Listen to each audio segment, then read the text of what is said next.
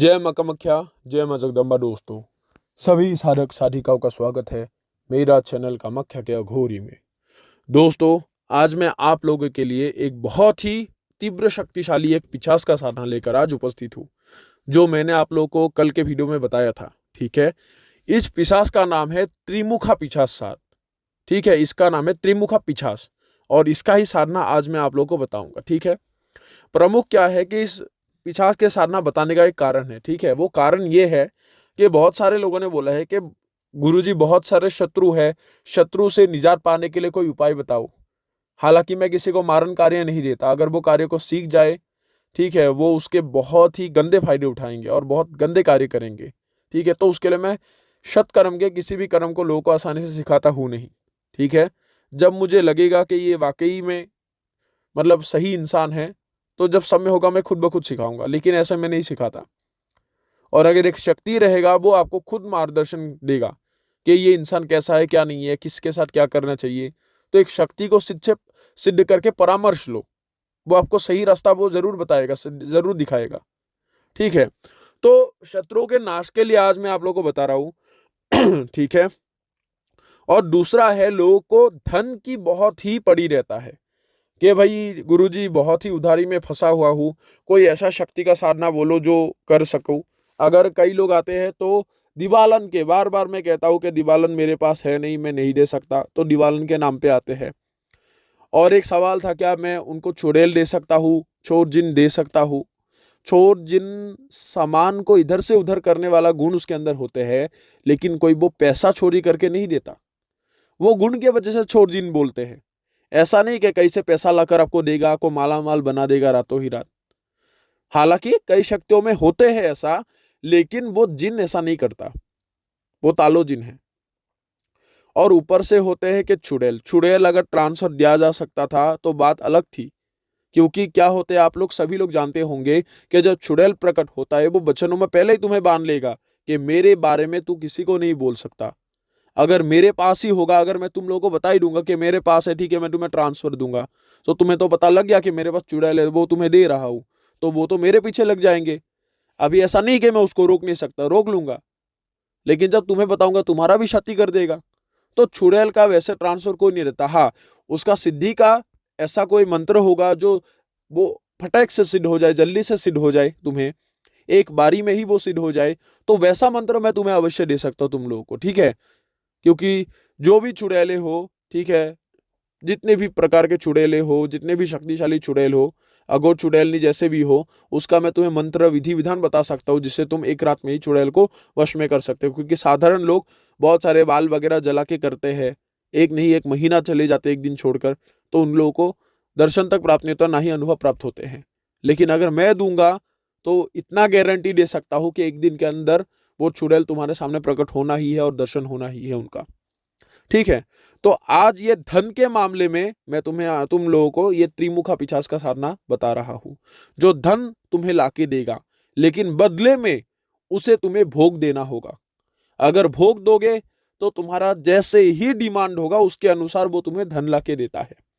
और ऊपर से ये नोटों का बरसात भी करता है। इसके जरिए तुम 7 बार तक नोटों की बरसात कर सकते हो। ठीक है, एक बारी में 1400 करोड़ की वर्षा इसके जरिए किया जा सकता है, लेकिन 1.5 महीना उसको रेस्ट देना होगा। वो रेस्ट लेगा, क्योंकि उसका बारिश के बाद उसका शक्ति थोड़ा सा बंधित हो जाता है 1.5 महीना के लिए। उसके बाद फिर से तुम उससे काम ले सकते हो। ठीक है, 1.5 महीना वो काम नहीं करेगा। ये इतना मैं तुम्हें पहले, तुम लोगों को पहले ही बता रहा हूँ। तो बढ़ता हूँ इसके विधि की ओर कि इसको किस प्रकार किया जाए, कब से क्या करना है, इसका विधान सुन लो सभी लोग। क्योंकि तुम लोग वीडियो अच्छे से नहीं देखते, जिसके कारण तुम लोगों को ज्ञान की प्राप्ति नहीं होता। चाहे मेरा वीडियो लंबा हो, लेकिन अच्छे से सुनोगे तभी तुम लोग को मतलब समझ आएगा कि बता क्या रहा हूं। सबसे पहला होता है कि इस साधना को 2 टाइम से कर सकते हैं। एक तो होता है, देखो, पहला होता है समय होता है 9 दिन का, जगह 2 ले सकते हो। एक तो होता है वट वृक्ष के नीचे बैठकर तुम्हें करना होगा, दूसरा होगा शमशान में बैठकर करना होगा। शमशान में बैठ के करोगे तो प्रभाव जल्दी से मिलेगा और तीव्र मिलेगा। अगर वट वृक्ष के नीचे करते हो, और वट वृक्ष जो होगा वो जंगल में हो, एकांत में हो, जिसमें किसी का आना जाना मतलब गुजर बसर बहुत ही कम हो, ठीक है, ऐसे जगह में हो। ठीक है, और अगर साइड में ट्रेन के पटरी वगैरह होता है जिसमें कट के लोग मरे हैं, ऐसे अगर भयानक जगह है तो उसमें और उत्तम है, जल्दी से तुम लोग को सिद्ध होगा शमशान की तरह, लेकिन शमशान में उत्तम माना गया है। ठीक है, तो ये दोनों स्थानों में कर सकते हो। जो साधना करोगे वो तुम्हारे 9 दिन का होगा। और कब से करना है, या फिर तो अमावस्या से लेकर शुरू करो 9 दिन इस साधना को, अन्यथा अमावस्या के 9 दिन पहले से शुरू करो इस साधना को, तभी तुम लोगों को इसमें सिद्धि अवश्य हासिल होगा। ठीक है, दूसरा कोई भी टाइम नहीं होगा। या फिर अमावस्या से लेकर 9 दिन तक करो, या फिर मतलब ये समझ लो कि अमावस्या उस दिन 9वें दिन आए, इस प्रकार करना है, 9 दिन पहले से ही करो। ये दोनों में से किसी भी का समय का तुम चुनाव कर सकते हो, जगह वो दोनों ही रहेगा, उसमें कोई भी प्रकार का सवाल ना आए। ठीक है, माला जो होगा वो पैशासिक माला हो, जो मतलब काले हकीक की माला हो, जो पैशासिक विधि से संस्कारित किया हुआ हो। वस्त्र जो होगा वो काला ऊनी आसन भी ले सकते हो, अन्यथा जानवर के चमड़े का आसन भी आप इस्तेमाल कर सकते हो, जो भेड़ का चमड़े का जो आसन होते हैं उसमें भी तुम ले सकते हो। ठीक है, और उसके पश्चात जो तुम साधना करोगे, जो वस्त्र होगा वो काला कुर्ता पजामा हो, वो सिलाई कर लो एक जोड़, अन्यथा तुम काला धोती भी पहन सकते हो, ढील ढाल कपड़ा हो, कोई जींस पैंट टी शर्ट ये वगैरह जैकेट वगैरह नहीं। ठीक है, तुम्हें जो होगा वो हाथ जो लॉन्ग होगा, लॉन्ग जो तुम्हारा कुर्ता आते हैं वो वगैरह अच्छे से सिलाई कर लो, नीचे दूसरा कपड़ा पहन लो, लेकिन ऊपर से वो कपड़ा पहनना होगा। सर को ढकने के लिए पगड़ी वगैरह जो काले रंग का होता है वो कपड़ा तुम बांध सकते हो, क्योंकि ठंड का मौसम है, ठंड लगेगा, ये चीजें कर सकते हो। ठीक है, और दिशा जो लोगे वो तुम लोग दक्षिण दिशा की ओर मुंह करके बैठोगे। ठीक है, और सामने क्या क्या लेना है, एक दीपक जलाना होगा जो तुम्हारे जानवर के चर्बी से होगा।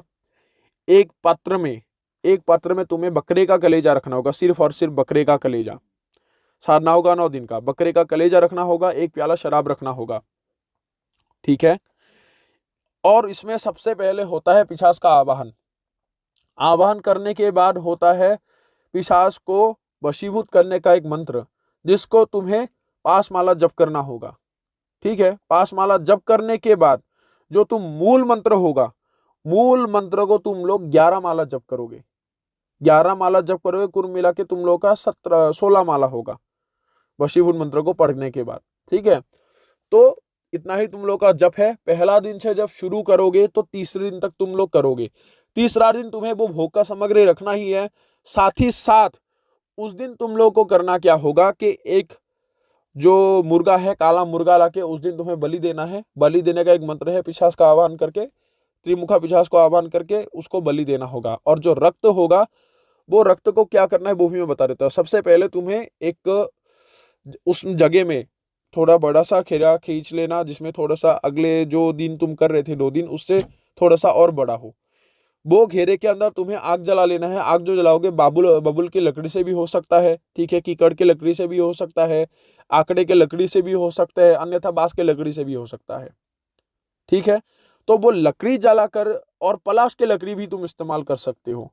ठीक है, वो लकड़ी जलाकर तुम्हें करना क्या होगा कि जो जानवर के चर्बी है और काले तिल है, इन चीजों को मिला लेना है, और मूल मंत्र को उस दिन पढ़ते पढ़ते वो तिल और जो चर्बी मिलाए थे उसको थोड़ा सा आग में डालते रहना है, आहुति देते रहना है। जैसे ही तुम लोगों का मूल मंत्र कम से कम ये समझ लो, जैसे 11 माला है तुम्हारा, 6 माला पूरा होगा या फिर 5 माला होगा। अगर पहला दिन तुम 5 माला में तुम बलि देते हो मुर्गे का, तो बाकी जो 3 दिन के मतलब 3वें दिन या फिर 3वें दिन बीच बीच में जो तुम बलि दोगे वो 5वें माला में ही देना होगा। और अगर मान लो तुम 6वें माला में देते हो बलि, तो बाकी के 2 दिन भी तुम्हें वैसे ही करना होगा, क्योंकि 3 दिन के बाद, जैसे आज क्या कल क्या परसों के दिन तुम लोग बलि दोगे, इस प्रकार 9 दिन तक तुम्हें करना होगा। तो 3 बार बलि दिया जाएगा। ठीक है, 3 बार बलि दिया जाएगा। तो उसमें तुम लोगों को चुनाव कर लेना है, 5 माला के बाद दोगे, फिर 6वें माला के बाद दोगे। पहला दिन जितने भी माला के बाद बलि दोगे, दूसरा दिन भी उसी माला में ही बलि देना होगा। तो बलि जो दोगे वो रक्त को तुम्हें अग्नि में ही डाल देना है, और सर को और शरीर को तुम्हें सामने रख देना है जहाँ पे उसका भोग रखा है। और भोग को हमेशा बताता हूँ, केले के पत्ते रख दो, उत्तम है। ठीक है, तो उसी प्रकार फिर से तुम्हें जप करते रहना है और तिल का आहुति देते रहना होगा। और अनुभव क्या होता है, देखो त्रिमुखा पिशाच जब आता है तो हाहाकार मच जाता है, ये समझ लो। चिल्लाने का, भागने का, बहुत ही भयंकर आवाज आते हैं कानों के पास अगर बहुत जोर से चिल्लाता है और आने का एक संकट बता रहा हूं। ऐसा लगेगा कि कोई मुर्दा इंसान जल रहा है, कोई इंसान सड़ रहा है, जैसे मान लो किसी को गाड़ के रखा हो। आधा दिन गुजरा ही है, 1 महीने का 15-16वें दिन गुजरा ही है, उसके बाद अगर वो जमीन हटा दोगे, सड़ने के बाद जैसा बदबू आएगा, या फिर इंसान का खोपड़ी जब सड़ता है वो अगर बदबू किसी ने सूंघ कर देखा है फिर उसको मिला है उसका बदबू, तो उसी प्रकार ही एक बहुत ही भद्दा सा बदबू आते हैं। और याद रखना, इंसान के भेजे सड़ने का जो बदबू होता है उससे जैसा खतरनाक बदबू कहीं पे नहीं है। ठीक है, तो अगर वैसा बदबू आए तो समझ लेना है कि पैसा पिशाच जो है उस जगह में, मतलब उसका प्रवास हो चुका है, वो आ गया है। तो तुम्हें मंत्रो जाप में ध्यान देना होगा और बस जप करते रहना होगा। अगर शमशान में रहकर कर रहे हो तो मान लो, मतलब जैसे हवा वगैरह चलेगा, ऐसा लगेगा ठंड फैल गया है और ज्यादा। ठीक है, और कोई रो रहा है, चीख रहा है, ऐसा आवाज आ सकता है। और दिया बुझने की तादाद में होंगे लेकिन दिया बुझेगा नहीं, ऐसा वो परीक्षा करते हैं पिशाच। इसमें मैं पहले ही बता रहा हूँ, कोई भी मतलब जो अगरबत्ती वगरबत्ती होते हैं उसकी कोई आवश्यक नहीं है। ठीक है, ये तामसिक शक्ति का है, तो इसमें इसकी आवश्यक नहीं, सुगंध की कोई आवश्यक नहीं है।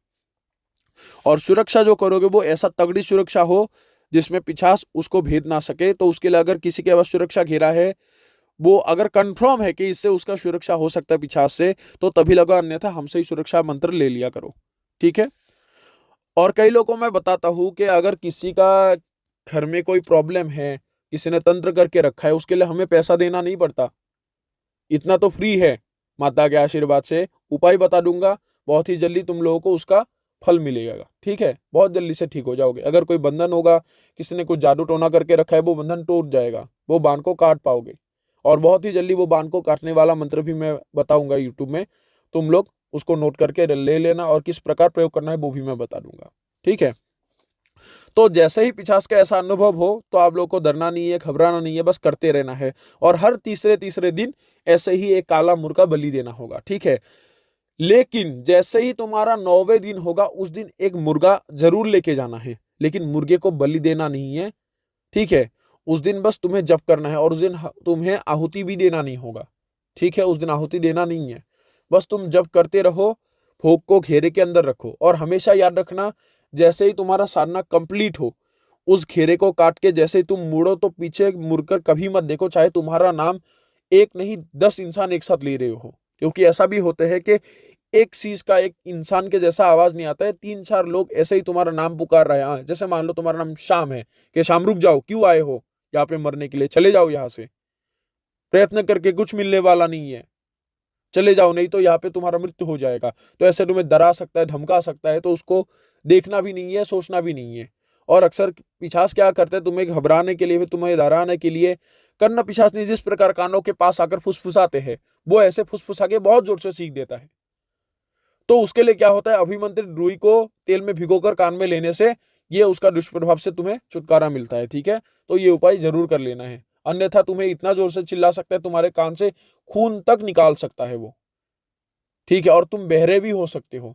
तो साधना में ये चीजें नजरअंदाज नहीं करना चाहिए, तो सावधानी बरत के करना चाहिए।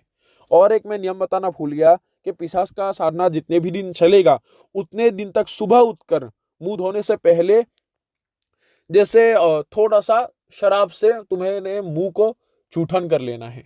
और अगर मुंह नहीं धोगे तो और उत्तम है, क्योंकि गंदे रहने में और अच्छा होता है, इस साधना में प्रभाव ज्यादा मिलेगा। लेकिन साधना के दिनों में तुम्हें नाखून दाढ़ी वगैरह नहीं कटवाना है, और ना ही किसी औरत से संभोग करना है।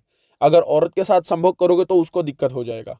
ठीक है, तो ये साधना में थोड़ा सा सावधानी बरतना होगा। बाकी मांस मछली अंडा शराब कुछ भी खाओ, कुछ भी पियो, कोई भी बंधन नहीं है। ठीक है, तामसिक लोगों के लिए तो और उत्तम है ये साधना।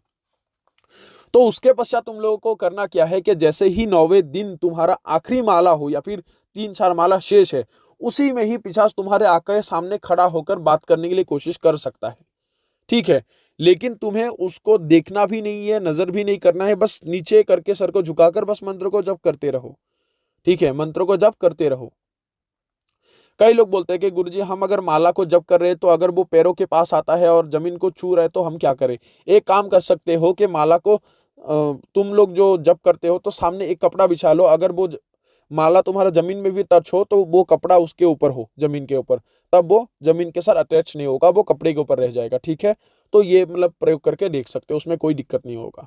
ठीक है, तो उसके पश्चात आप लोगों को करना क्या है कि पिशाच तुमसे वो मुर्गे का बलि मांगेगा, वो भोग मांगता है। तो तब साधक को सब्र होकर और ध्यान पूर्वक देखना है कि मंत्रोच्चारण खत्म हुआ या नहीं। ठीक है, और धैर्य रखना चाहिए, घबरा नहीं है, क्योंकि अगर घबरा जाओगे तो अगर भागने के लिए कोशिश करोगे तो तब तुम्हारा मृत्यु भी होने का संभावनाएं होते हैं। अक्सर लोग पागल भी होते हैं, क्योंकि पिशाच जो आता है ये कोई दया मर्मता करके वो नहीं आएगा, वो भयंकर स्वरूप धारण करके आएगा। तो उसके लिए पिशाच को सामना सामनी देखना नहीं चाहिए। अगर वो उसको अगर तुम सहन ना कर सको तो, अगर बड़े कलेजे की मालिक हो तब तुम उसको देखो, अगर सहन ना कर सको तो देखने की आवश्यक नहीं है। सर को नीचे झुकाकर बस मंत्रो जप करो। जब तुम्हारा मंत्र खत्म हो जाए तब उनको प्रणाम करना है। ठीक है, चाहे तुम बाबा बोलो चाहे महाराज जी बोलो, जैसे भी हो उनको समान आदर करके, वो भोग का मांग करता है लेकिन उसके बदले तुम्हें उनसे वचन का मांग करना चाहिए। ठीक है, और पिशाच से तुम्हें साधारण रूप से 5 वचन मनवाना पड़ता है।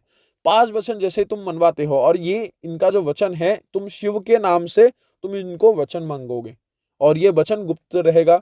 जो भी साधक करेगा ये वचन उनको बताया जाएगा, क्योंकि देखो ये जो पिशाच है ये कोई साधारण नॉर्मल पिशाच नहीं है, ये शिव के मतलब शिवलोक में रहने वाले पिशाच है। ठीक है, शिव के लोक में ये निवास करते हैं, शिव के आशीर्वाद इनके ऊपर बनाए रहते हैं। शिव के गणों में से भी एक समझ सकते हो ये पिशाच गण है। इसलिए शिवलोक के जो पिशाच होते हैं, भूत प्रेत होते हैं, बहुत ही तीव्र शक्तिशाली होते हैं। और शिवलोक के डाकिनिया तो बहुत ही ज्यादा बहुत ही महाबलशाली होते हैं। तो ये पिशाच भी महाबलशाली पिशाचों में से एक है, जिसके जरिए कोई भी असंभव से असंभव कार्य को तुम लोग संभव बना सकते हो। किसी भी प्रकार का अच्छा बुरा हर कार्य किया जा सकता है, चाहे मतलब सत्कर्म के करो या फिर किसी भी कर्म तुम इसके जरिए करवा लो। ठीक है, बिना किसी दिक्कत के, ये बिना कुछ किए तुम्हारी इसको पूरा करेगा। ठीक है, बदले में तुमसे भोजन वो अवश्य लेगा। ठीक है, और अगर धन की मांग करते हो कि मुझे इतना धन चाहिए, मुझे इतनी आवश्यक है, वो तुरंत उस समय में मालिक को वो प्रदान कर देता है, लेकिन वो तुमसे भोग मांगेगा। भोग में क्या लेगा? वही लेगा जो मैंने कहा है, चाहे वो मुर्गा मांग ले, चाहे वो तुम्हें दारू मांस ये मांग ले, तुम्हें उसको लाना है। लाने के बाद उसको भोजन दे दोगे तो तुम्हारा वो काम कर देगा, वो हंसते हंसते कर देगा। और ऐसी बात नहीं है कि इतना वो परिमाण के मात्रा से ज्यादा मांग ले कि तुम उसको दे ही नहीं सको। ठीक है, तुम्हारे अवस्था के अनुसार मांगता है, क्योंकि देखो पिशाच में कुछ गुण होते हैं जो तुम लोग सुन लो। एक तो होता है कि अगर मान लो तुम बुढ़े हो चुके हो, तुम्हारा कोई शत्रु है वो जवान है, उसके उम्र को छुरा कर लाकर तुम्हारे शरीर में डालने का सामर्थ्य पिशाच में होते हैं। और तुम्हारा अगर मान लो उससे 30 वर्ष चुरा कर लाकर तुम्हें देता है पिशाच, तो वो तुम्हारे जो 30 वर्ष ज्यादा हो गए थे वो जल्दी से उसके अंदर बुढ़ापा आ जाएंगे, उसका उम्र और उसके जो शरीर का बनावट है वो बिगड़ने लग जाएंगे। पिशाच किसी के उम्र को तक चोरी कर सकता है, ये याद रखना।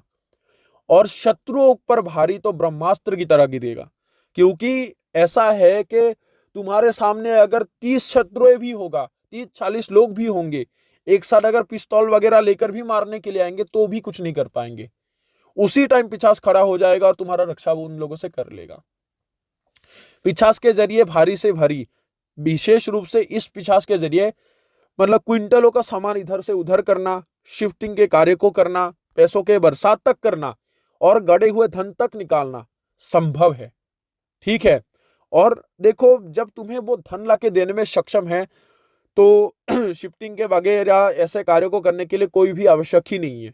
ठीक है, अगर तुम्हें किसी भी कार्य में आगे बढ़ना है तो इससे मदद लो, वो तुम्हारा मदद करेगा। लेकिन इसमें थोड़ा सा एक बात है, तुम सात्विक देवी देवताओं का पूजा नहीं कर पाओगे जब तक पिशाच तुम्हारे साथ होंगे, ये याद रखना। सात्विक देवी देवता जैसे शिव को छोड़ के जैसे गणेश जी का हो गया। ठीक है, उसके बाद तुम प्रभु नारायण का तुम पूजा नहीं कर पाओगे। ठीक है, तुम माता काली का पूजा कर सकते हो, शमशान काली हो, माता काली हो, तामसिक देवी देवताओं का तुम साधना कर सकते, मतलब उनका पूजा कर सकते हो, साधना भी कर सकते हो। जैसे बाबा भैरव हो गया, तो इनके मंदिरों में भी जा सकते हो, इनका पूजा भी कर सकते हो। लेकिन जैसे भगवान श्री कृष्ण का मंदिर हो गया, प्रभु श्री राम का मंदिर हो गया, हनुमान जी के मंदिर तो और मतलब तुम्हारे लिए जहर जैसा बन जाएगा। तो इनके मंदिरों में, इनके स्थानों में जाना वर्जित होगा। ठीक है, जो लोग अपने इष्ट, मान लो माता काली को मानता है या फिर भगवान शिव को मानते हैं, तो उन लोगों के लिए पिछास बहुत ही उत्तम है।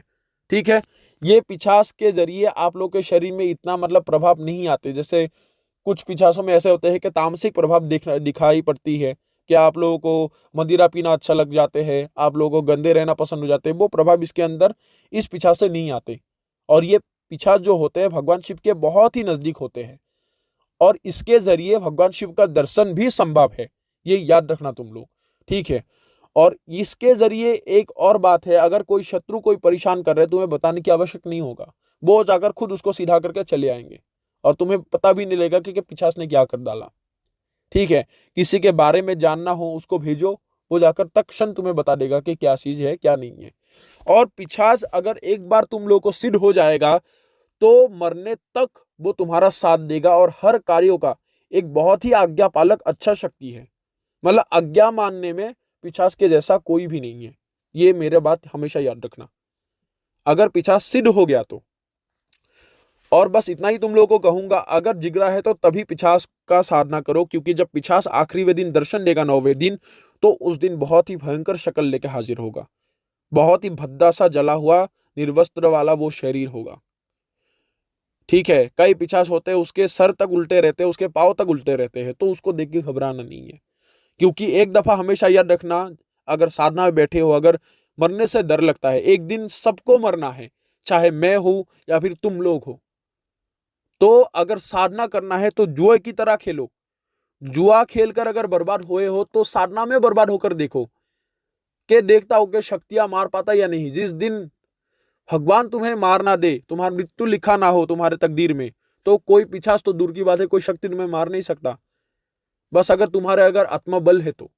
ठीक है, युद्ध को भी आत्मबल के आधार पर जीता जाता है, और बुद्धि के, युक्ति में भी, कौशल से भी जीता जाएगा।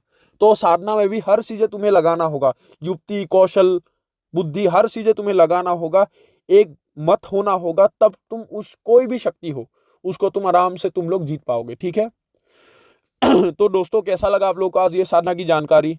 आशा करता हूँ तुम लोगों को पसंद आया होगा। ठीक है, और आने वाले समय बहुत ही गुप्त मंत्रों का तुम लोगों को मैं ज्ञान देने वाला हूँ, तब तक तुम लोग इंतजार करो। और अगर किसी साधक या फिर किसी साधिका को पिछास का साधना करना है अथवा इसका ट्रांसफर लेना है, तो हमसे संपर्क कर सकता है, इसका ट्रांसफर अवश्य दिया जाएगा। तो अभी सभी से लोगों से इजाजत लेता हूँ। जय मां कामाख्या, जय मां जगदम्बा।